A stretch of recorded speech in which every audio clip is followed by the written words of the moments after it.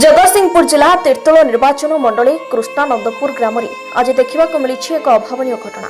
जो घटना को नहीं जगतसिंहपुर और पड़ोसी जिला केन्द्रापड़ा देखा मिली शोकाकुल परिवेश। जहां सूचना अनुसार कृष्णानंदपुर ग्रामर 12 वर्षीय शिशिर बेहेरा, 18 वर्षीय सौरभ मल्लिक और 13 वर्षीय अमर मल्लिक साथी होई निकटस्थ पाइका नदी को गाधोइबा जाते। गाधोइबा समय हठात 3 जन मध्य जड़े सांग बुड़ी जाइतबा देखि निकटरे थिबा 2 सांग ताको उद्धार करने जिबा समय 3 जन जाक नदीर प्रखर स्रोतरे भासी जाई निखोज थे।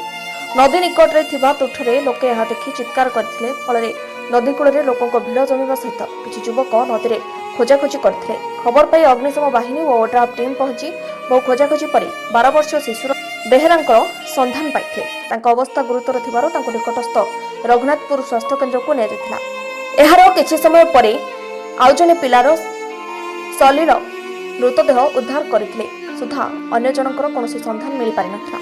आज यह दुखद घटना पाइका नदीर उभय पार्श्व तीर्तोल ब्लॉक और पाटकुरा निर्वाचन मंडली गदरपुर ब्लॉक शताधिक साधारण जनता भीड़ परिलक्षित होता। केन्द्रापड़ा संग्राम जादव रिपोर्ट गीतांजलि न्यूज ओडिया।